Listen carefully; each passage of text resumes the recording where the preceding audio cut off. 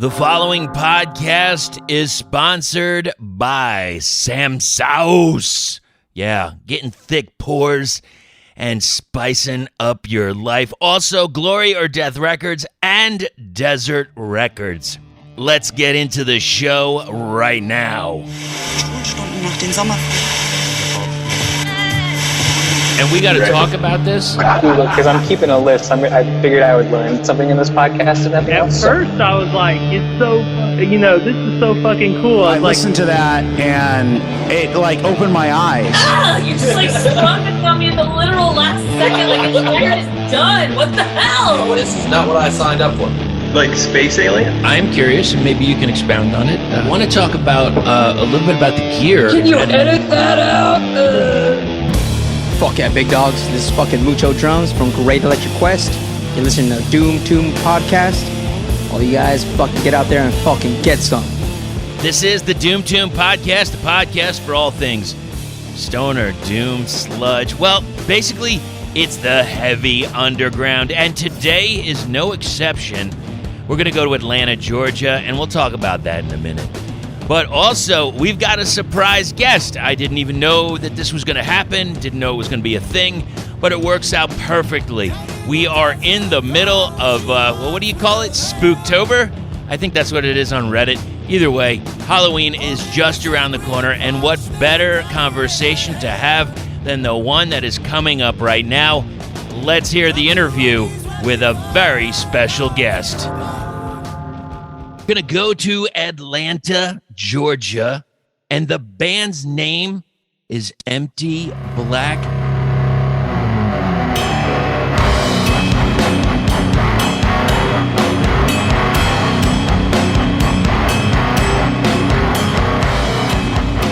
I have Robbie Marsh on the episode right now. He's ready to talk about all things Empty Black. How are you doing, sir? Doing good. I'm surviving the September curse in the basement. Okay, now please explain to me what's happening in this September curse. So far, we played a show on August 31st. We played with Heavy Temple. If you've heard of Heavy Temple, they rip. From Philly, we played with Hot Ram from here and a band called Dead Vibes Ensemble from Athens. All great bands. If you haven't heard them, check them out. It was an awesome show. But at that show, we had a band discussion. COVID's getting weird again. We don't know what to think about it. We don't know how safe shows are. From state to state, they're requiring different things here. And in Atlanta, there's, other than 2 venues, really just no rules. It's just people just show up and party. And that's giving us some questions. I have she just turned 8 months old, new baby girl. So I'm vaccinated. My wife is. Eric is. Rob's not. He has been working in the film industry, and it's just 14-hour days nonstop, and sometimes and they haven't done it in the industry, which some industries do offer it, right? So there's just not a lot of time, and so we canceled all of our future shows first because we didn't think it was safe. 1, we're concerned about our own safety of ourselves and our family. 2, I don't want anybody to get sick because they came to see us play, right? Having that put on your, and I don't know if any other bands feel that way. It's such a weird thing, right? Because all we want to do is play shows. And then they said, you can play shows now. And we booked so many shows. Every band booked so many shows. And now we chose to cancel them because of that. Right after that, 3 days later, it's the end of the next week, Rob got sick, our drummer. And he did okay at first. I don't know. He wasn't really leading on how sick he was. So he was sick for about a week in his 10-day quarantine. And the following week, he was like, I'm not getting it. I dropped some food off at his house because when you're quarantined, you don't, if you didn't go shopping, you're fucked. You can't do anything. So I dropped some food off for him. I just left it on his porch. And he's like, thanks, man. I think I'm going to the ER because I'm not getting any better. And I was like, oh, we thought you were getting better. You're not. And he didn't have it. No, nobody can drive you to the hospital either, right? Like you're in quarantine, so nobody can. So both of his cars are in the shop.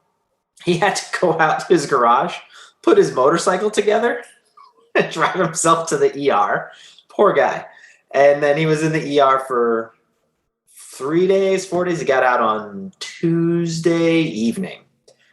And the next day, Eric, our guitar player, was grinding some cedar. He works for a shop that builds like benches and just kind of whatever a hotel needs or something. They build it and they put it together. And he was grinding something down, and it did, power tools, man. Kick back, hit him in the hand, put a giant hole in his hand. And so he's out. So we can't practice. We can't do anything at all. And so right now the one show we didn't cancel was tonight at that motorcycle event, the Georgia Grundle Run that Rob went to that we told him not to. We weren't going to play because we're like, dude, you just got out of the hospital. Like, you can't play drums. You're not, your lungs need to heal. And he was like, no, I'm good. That's what that picture is. He sent that picture to us, be like, look, dudes, I'm good. We're like, you're still in the ER. You're as hyped as you are now. And then a thing happened with Eric. But it sucks because it was outside. So we kept that show because it was outside right after live wrestling, right? How cool is this? Live wrestling in a cage match.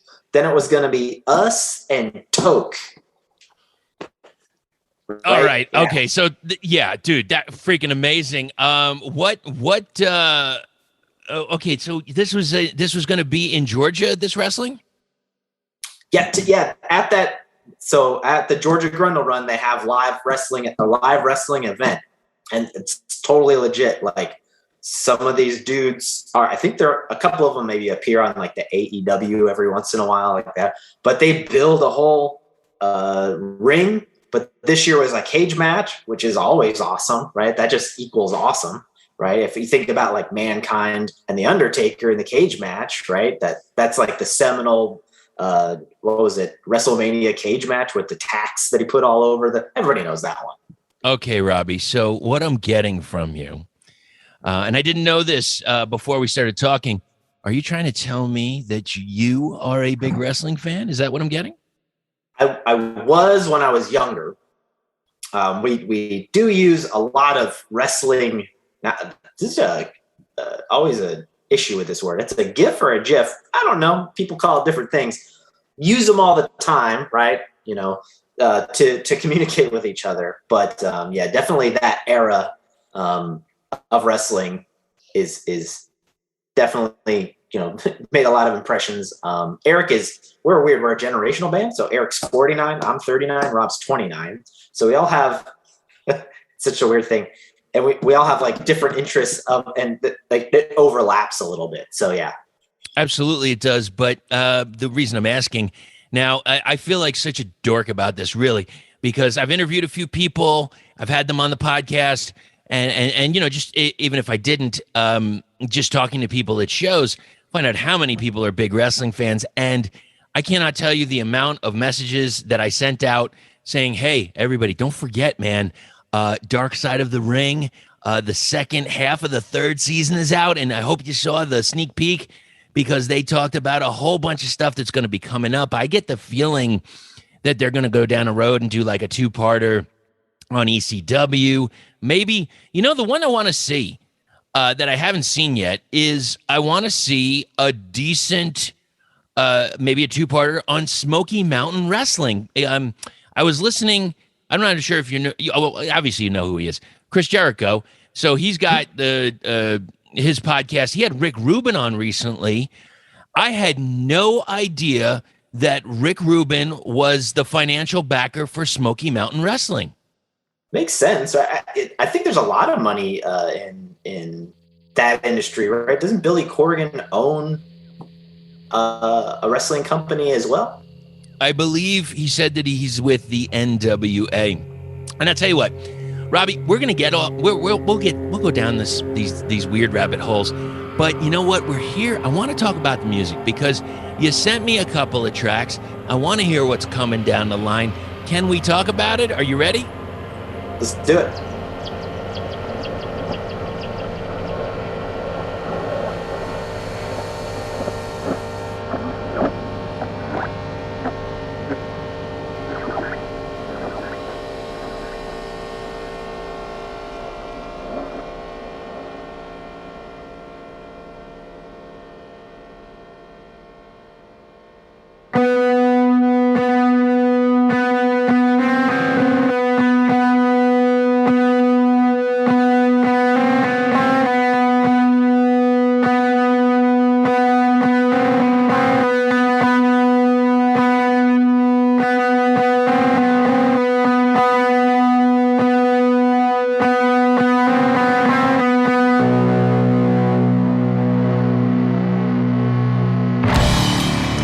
This is what I got. So you sent me Bonfire here. Now, after the intro kicks in, about a minute 20 or so in, heavy, solid doom. I mean, I'm happy right there. That's great. I love it. But then around that 220 mark or so, the level is like, it just changes to where I know that if I was seeing this live, I'm going to be sore the next day. And it kind of winds down, but then it ramps right up again. It's like, it's one of those true roller coaster tracks. What can you tell me about the process for creating Bonfire? Bonfire was it's funny, that name is, people love it. And we wrote it because we were like, it sounds like a ripoff of Bong Ripper and High on Fire, so let's call it Bonfire. You know, it's not even that creative. People love the name, and we're trying to think about like what maybe more of a comedic video for that one, with people just taking huge bong rips and it going bad or something like that, just constantly playing something along those lines. But writing that song was, I write songs in my head, which is the weirdest thing. And so does Eric. So Eric and I write together. There's not like a main songwriter. Sometimes we'll write a whole song. Sometimes it's just riffs.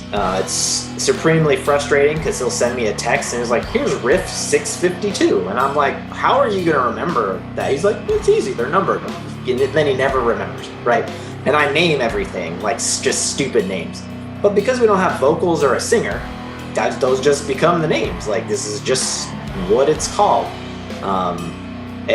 Because a lot of what we're trying to do is away from the name of the song and more of kind of like what Sun does, right? Like, it's not so much amplifier worship, but we want you to feel something, right? Because we don't sing.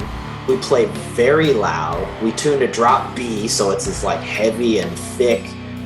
We do our own lights. We're starting to put together visuals or something. So ideally, like, we want you to like trip out even if you haven't taken anything. Like, it should just be sonically crazy and visually crazy, and there's just a lot going on. And so that's kind of our what we thought about trying to do. I love that concept. I love when a band takes it to another level where it's, you know, you got the music and the music crushes. We know this already. But then you have the visual element and it's just all encompassing. You know, I don't know what else would be, because I know, you know, we have five senses. You know, we're going to be sight, we're going to be hearing. What would be, sounds kind of strange, but, and I think I know the scent. But if we were going to play something like Bonfire, what kind of scent would go along with that? Yeah, that's probably Nag Shamba or weed. Dude, that was exactly what I was thinking. Perfect. Either smell like what it should smell like or what they're using to cover it up. It's one of the two, right?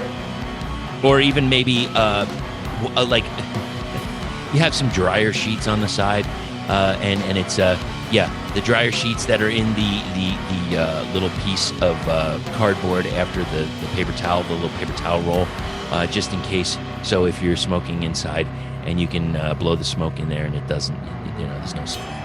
I know, right? The youth problem-solving skills. So far, we're still relatively new. We've only played 3 shows. We've just been But we've been a band for almost 2 years, just because of COVID and everything. We just haven't been able to play shows. So far, so good. We're putting together just lights. We don't have the visual element yet. We're trying to work it out. We're not I don't like to try things out that I haven't practiced that don't go off really well. I want it to look really good, as professional as possible. So right now it's just red lights, which we kind of build. Every venue is different. Some of them are cool. Some of them are like, hey, I'm like, can I unplug all your shit? Because I don't want to use any of your stuff. And most of them are pretty cool about it. We've got it down so it doesn't take very long to set up.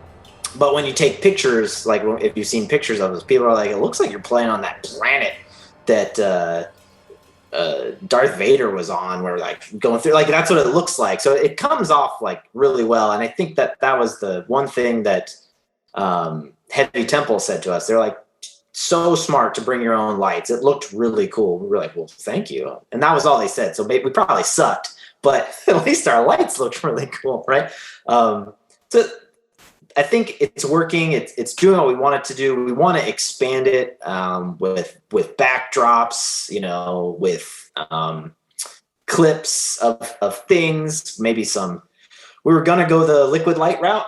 Our label, the Dregs Records, Shane does liquid lights. So he kind of created some for us, but then like everybody got stoked on it and started doing it. And we were like, well, maybe we're going to do something different, just because we don't want to do what everybody else is doing, right? You got to find something to set you apart. I saw that you had a track, which was a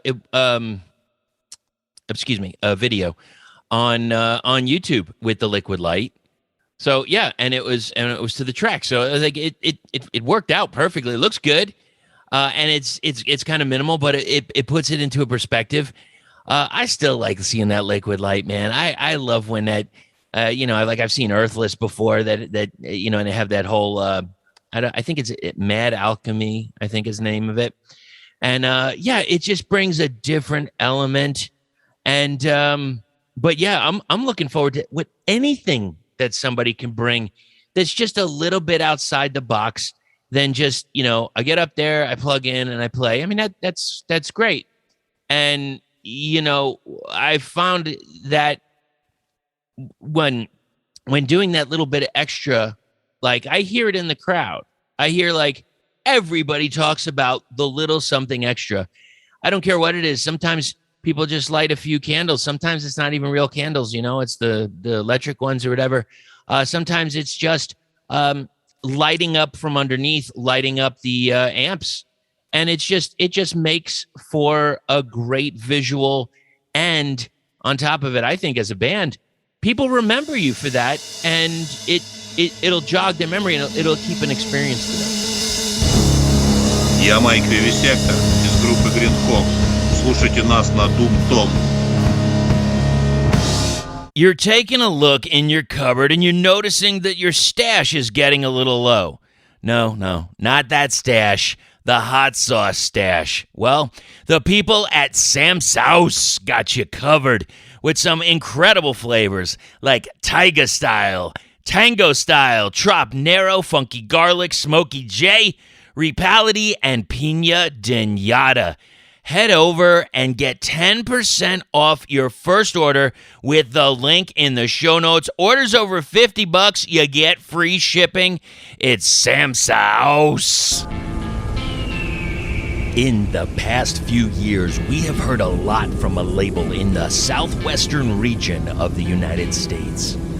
With bands like Abysm, Book of Worms, Breath, Cortege, Grim Earth, L'Uomo Nero, Nebula Drag, Penitent Man, Fog, Red Mesa, Stone Machine Electric, The Growl Brothers, The Horn God, The Misery Men, and When the Deadbolt Breaks. Also, compilations like Women of Doom, and the split between Lord Buffalo and Pale Horse Pale Rider. And now they have two new artists on the roster, Benny Benededli and Spliff Ripper. We have Desert Records, the label that focuses on desert, heavy psych, doom, experimental, and stoner rock. With over 15 releases lined up, this DIY label will be introducing the world to new bands and new material from classic desert rock bands. And now, Desert Records has a tiered subscription service. In the subscription, you will receive all of the past releases digitally. You will also receive all of the new material as it is released, and you will also have access to subscriber-only messages and 20% off of merchandise. All of that for just $36 a year. They also have a CD tier available where you get all of that, plus 3 CDs at sign-up. And hey, all you vinyl fanatics out there, they didn't forget about you. For the LP tier, you will get all of the digital releases and an LP at sign-up for just $60 a year. So it's obvious, it's time to enter the desert. And now, we return to the Doom Tomb.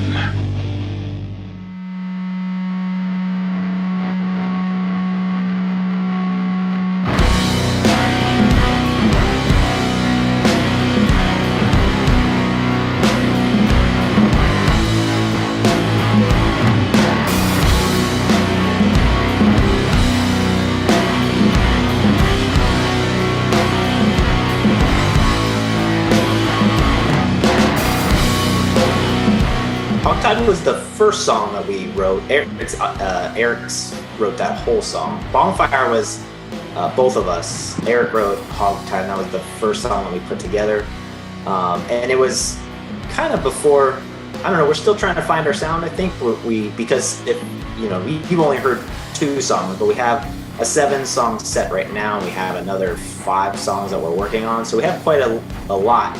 But we aren't trying to just, I mean, we are in the Doom realm, but we do have a lot of like fast stuff as well, some breakdowny stuff. But I think Hogtied is like the stoner Doom song.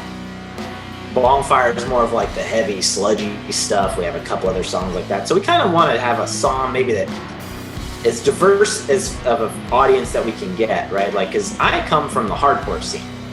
I was not really into Doom. I liked ISIS a lot because they kind of come from the same scene. But I was always like fast hardcore, like stage dive, high fives and stage dives, right? But, as you get older, sometimes, like I always appreciated the slow stuff, but nobody ever wanted to play it with me. And I was like, fine, someday. Then I met Eric and I was like, this is what I'm trying to do. And he's like, yeah, man, that's what I want to do. And we like talked about music and those types of things, and I showed him stuff and he showed me stuff, and then we just started writing it. So that's kind of how the whole band came about. We met Rob a year later. We just were like, hey dude, learn all these songs.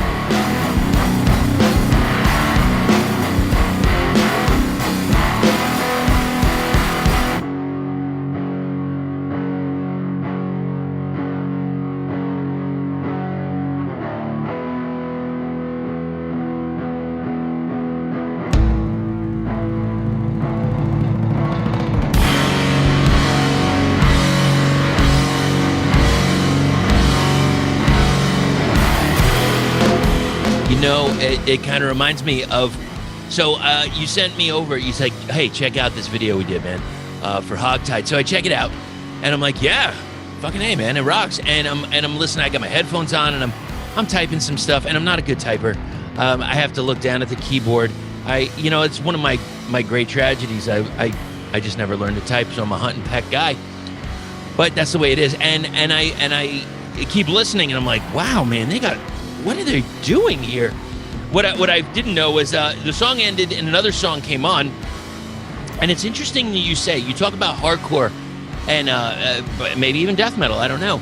But there was this release that came out in 2021 that was the next song right after Hogtied. And it was this band called Knowledge Through Suffering. And the best way I can describe it is like, it's almost like a stoner death metal. Really, I mean, classic stuff. I don't know anything else from them. I just heard it, and I was like, I got to hear the whole thing in its entirety and really digest it.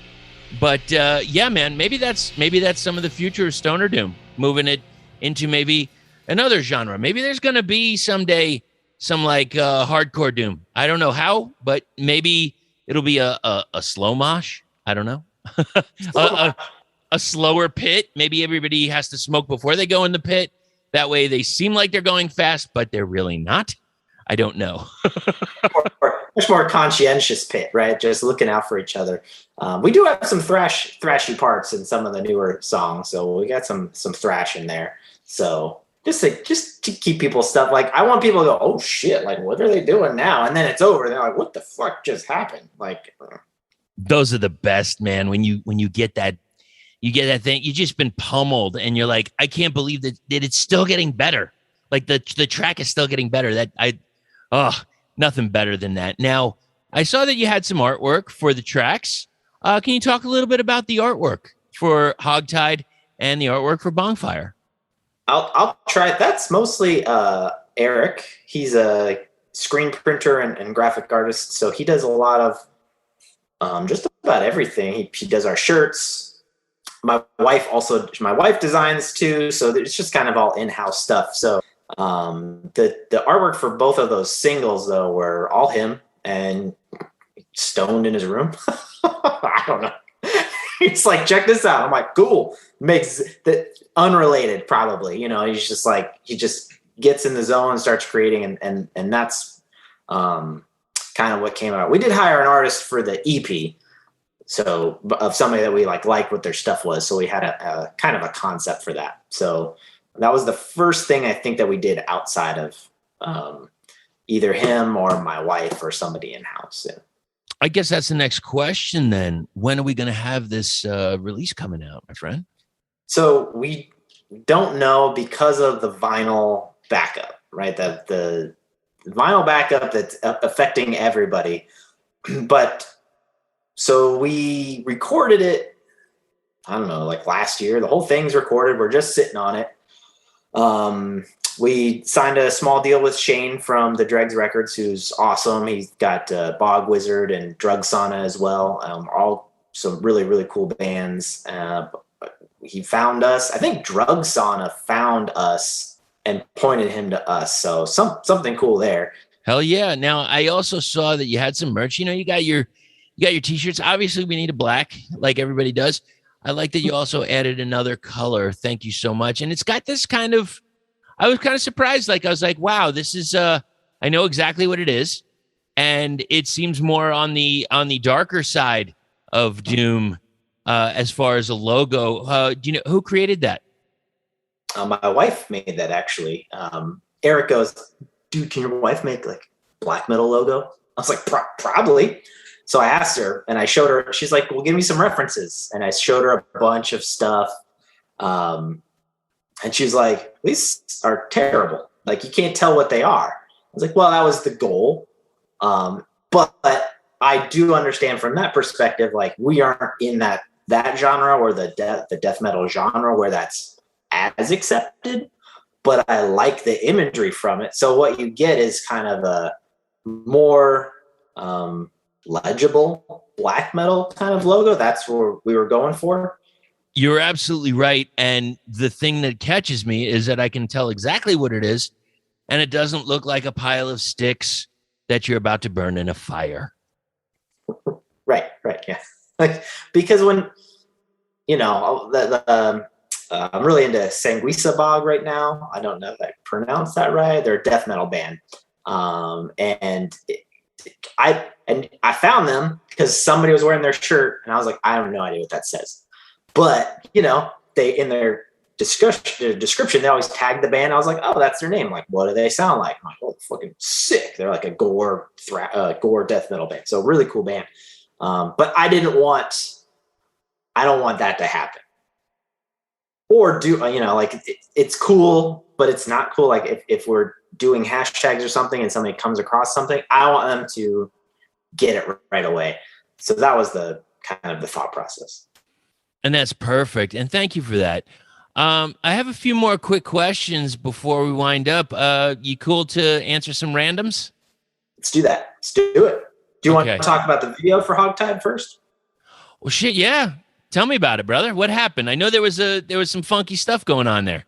Yeah, I was going to talk about it for when we talked about Hogtie, but more to think about this song. But in thinking about like images and things like that, we had this really cool idea of like listening to Hogtie. Like we want like the idea is like when we play live, people kind of have this experience, right? But how can we create that in a video with?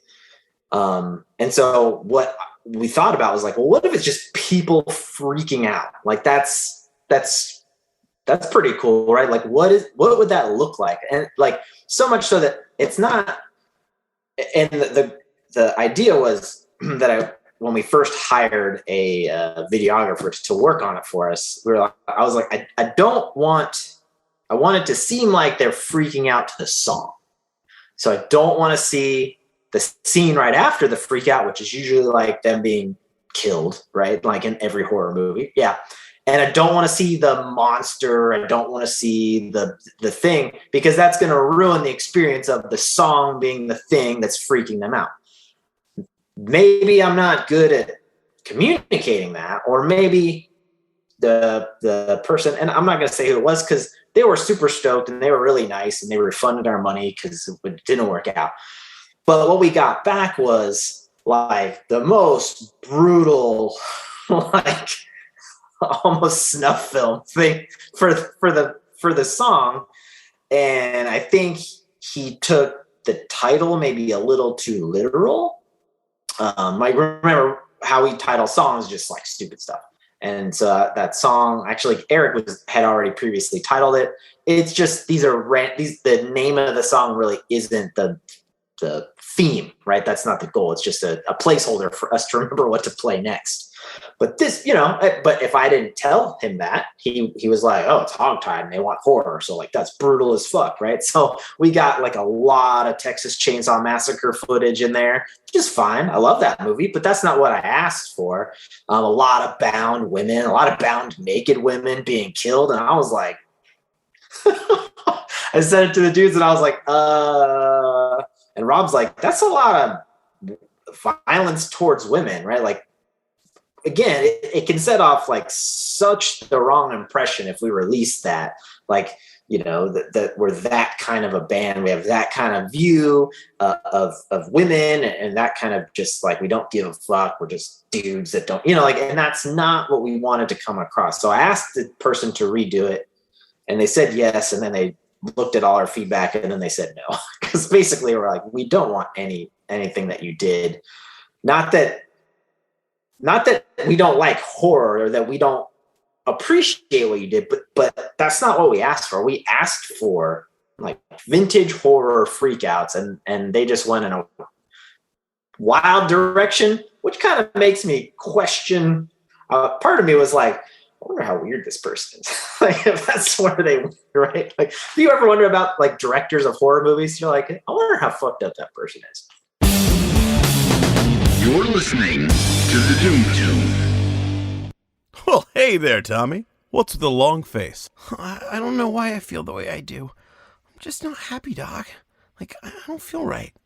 Oh, I think you have anxiety, Tommy. I know exactly what you need. I'm going to go ahead and write you a prescription for a record player and some sweet new records at Glory or Death Records. That'll get you back on your feet again, and right as rain in no time. Glory or Death has all the best bands: Moss Generator, Red Wizard, Love Gang, Red Witch Johnny. They'll get you feeling peachy keen again. They even have an insane double album tribute to Thin Lizzy featuring High on Fire, Mothership, Tool, Worshipper, and tons more. Wowee! Oh, that sure is keen. Side effects may include extreme giddiness, bloodshot eyes, random cravings, forgetfulness, bleeding of the ears, confusion, nausea, constipation, diarrhea, depression, anxiety, alcoholism, ulcers, or death. And now, we return to the Doom Tomb. I just want to see a pig in a nice Oxford shirt, buttoned up all the way, and maybe something in a monochromatic tie. With a double Windsor knot or Windsor, just a straight Windsor knot, I'll be fine with that. That'd be my definition of hogtie right there. Something fancy. And that's what you are, sir. And I appreciate that. So, hey man, eventually you got what you needed, and that was cool. And since we're here, and we were talking about that. I just want to do a this or that for a few seconds here. I've got a few movies, and I'm going to ask you. It's either going to be one or the other. And are you ready? I'm ready. Here is the first battle: Saw, the original, or The Strangers. For me, probably The Strangers. It was, they played that one up big time based on real events. I don't think they let everybody know that they were talking about like the Manson murders and how random they were. So, but that movie is scary on a level of like this. Sometimes the scary, I think, and this is just my brain. Sorry, I have ADHD, so if you couldn't tell, I'm just going to go all over the place. But I believe people believe in conspiracy theories because the real truth sometimes is so simple that that's actually kind of scary, right? And so the notion that somebody was just home and that's why we killed you, that's really quite terrifying because that doesn't give you any kind of protection. Like, you know, when you watch a horror movie, you walk out of it and you're like, well, that won't happen to me because of this, and this, right? Like that kind of shit. Like, I'm not gonna play a Ouija board in the dark because I'm not stupid. So those types of things. Saw was awesome the first time. Right at the end, when he got up, you're like, holy shit, that dude was not dead, right? That's the dude. I do not like any Saw movies after that one, though. That's just me. I haven't seen Circle. Is that the new one? Spiral? Something like that? The spin-off? The Saw movies kind of reminded me like they just became like a CSI movie of sorts. Yeah, they call it torture porn, right? Like, that's all you watch. It's just like these terrible horror. That's not a story for me. Like, doesn't do it for me. The first one was quite good. But if you watch it again, already knowing the ending, it's like watching The Sixth Sense. You're like, yeah. Okay, here's the next one: The Exorcist or Martyrs. Ooh. I'll pick The Exorcist. It's the only movie that scares me. Probably my parents were Catholic growing up. Like Catholics have the best merch in terms of horror movies, right? Like they have the best outfits, the best scary shit. There's no other religion. I shouldn't say that I've seen in a movie. They may exist, but they have like a lot paraphernalia. That's the word, right? They have the best paraphernalia for a horror movie, right? That's why the Conjuring dude uses it over and over again, because they have all of the spooky stuff to make you really scared. Martyrs is one of those movies. Probably would have said earlier, where have you ever watched a movie and thought about the person that wrote it and you're like, I think that person has problems, right? French horror is kind of like that, though. Like there's a few other ones. Was it High Tension is a French horror movie? A couple. They're like, holy shit! Like it's so Martyrs is hard to watch. It's not scary. I think it's like that soft torture porn effect. Like it's brutal, and the storyline is like, Jesus Christ. Like that's, you just want to like have a milkshake afterwards, because it's like that's how you like, just something to make you feel good again. Yeah, just something to make you feel a little bit more wholesome and clear the images out of your head. Okay, so you're going with The Exorcist there. Okay. Next round is Suspiria or The Descent. The Descent is cool. Those are really cool. They almost have like a vampire feel about it, but I don't think you can. Suspiria is beautiful to watch. Right? Like that, I think that's what people don't get about Suspiria. And if you like the homage from 2018's version of Suspiria, that is also wonderful, beautiful to watch. Totally different movie. They're both amazing. Like you watch them both and you're like, this is fantastic. My wife used to be a effects makeup artist. And so I can tell you on the newer version of Suspiria, the prosthetic and effects work is like mind-blowing. Tilda Swinton plays multiple roles in a lot of different makeups that you don't know. The original Suspiria, the sets, the music, right? There's a lot going on. So it's very creepy and haunting, and just beautiful to watch. So definitely Suspiria. Blair Witch Project or The Ring? So I'm a 90s kid. Oh, did you want to say something? I was going to say the American version of The Ring. Yeah, not Ringu, not the yeah. But for me, Blair Witch, because I'm a 90s kid. So I know I got the whole, like, was it real marketing scheme that they put out, right? So I remember seeing that movie, which also created the whole guerrilla style of shooting that, like, it kind of created its own genre in and of itself that's been used over and over again. It's the first one I don't remember. I don't know if it's the first, but it was the first one that I saw. And watching it now, it's not that scary. The end is quite scary. It's mostly like people fighting in the woods, right? But in the 90s, when it came to theaters, they didn't do interviews, the cast members, because they wanted to play it out like it was real. So for a kid in high school who thinks this is real, it's fucking terrifying, right? You're like, I feel like I'm watching found footage. They, like, created this found footage thing, and it was really scary. And then they were like, oh no, it's fake. And I was like, oh, what a bummer, but super scary. Kind of reminds me, what was the was it Cannibal Holocaust? Mm-hmm. Where they weren't doing interviews for like a year or so. It was a whole mess. It was a big mess. So but it worked. Well, we can't do it anymore, but it did work. No. So that's Blair Witch. Now The Ring. What do you think? Which one are we talking? Which one are we picking here? Oh, definitely the Blair Witch. I haven't seen The Ring since I saw it in theaters. Fine. It's The Ring came out, what was it, like early 2000s? That's when U.S. directors were stealing just about every Japanese horror movie and trying to recreate it. I don't think they translate well. Okay, so you went to this Monster Palooza, and your wife is involved in special effects. Go ahead. She probably just texted me like, shut up, don't talk about that stuff. She wants to know why she's not in the interview. Because it's about the band. What's her name? Jasmine Ringo. Jasmine, get over here. Dave, Jasmine, you want to come downstairs? Come on down. Talk with us, Jasmine. I don't want to be on camera. Jasmine, I promise you, I swear, I will not use any video of you on camera. I don't use video. It's an audio-only podcast. And there she is. How you doing? I'm good. How are you?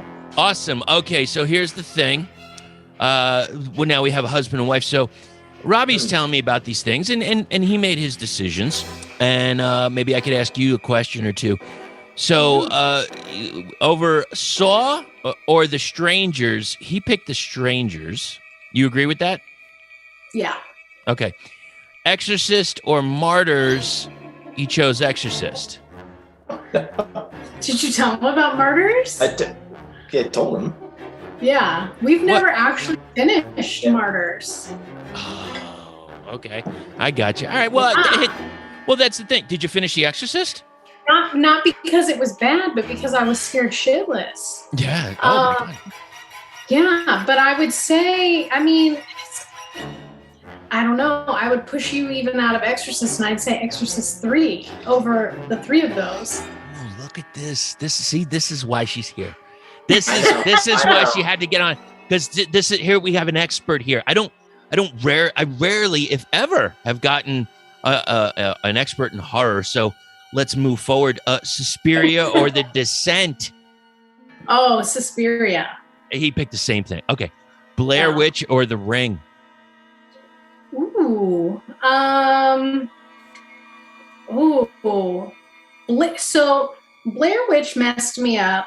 I told him, I was like, because 90s kid. So Blair Witch, different. Yeah. But Blair Witch was different because I was reading, this is before the internet really took over social media, and magazines were how we got our information. And I was dumbfounded by the Blair Witch story. And I thought that it was real to the T until I watched it. And basing off of just watching it, I would have to say, what was the other option? The Ring. The Ring. Yeah, I'd have to say The Ring. Ooh, see? Ooh, look at this. Look at the dissension in the ranks here. Okay. Purely off of watching the two side by side. But you don't have to. Base it off of what your experience. Yeah, in my experience, first time viewing, it was terrifying. But it's not a rewatchable movie, whereas The Ring is, I think, a rewatchable movie, and you can still get that kind of horror element. You just can't get it out of Blair Witch anymore. I got you. Understood. Okay. All right. We tried to watch it. We were going up to Salem, so we're like, let's watch all the Witch movies, right? Of course.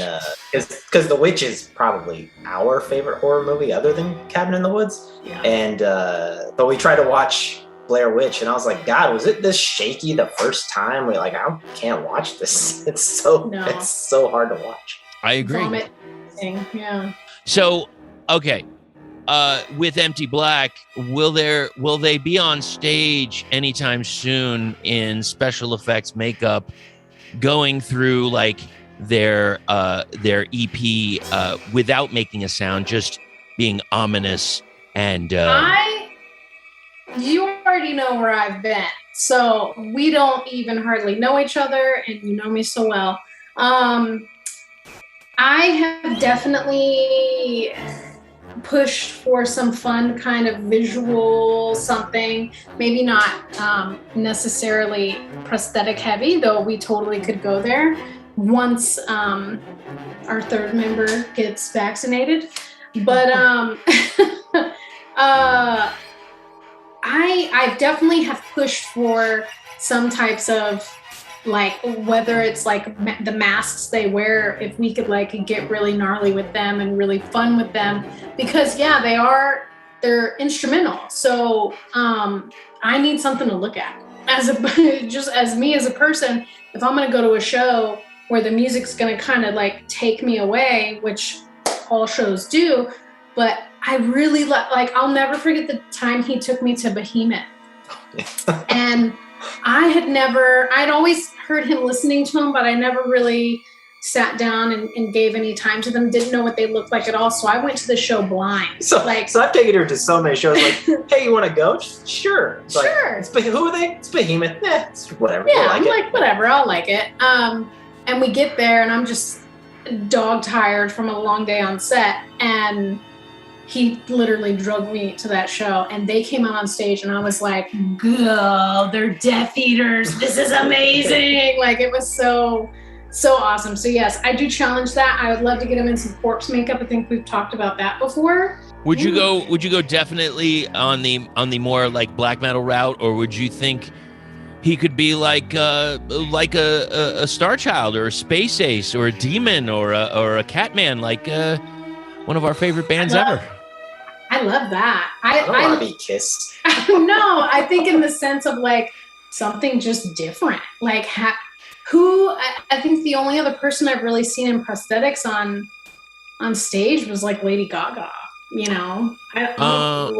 All right. Well, this is interesting because this is the first. I'm going to sign off and say thank you to both of you for being on.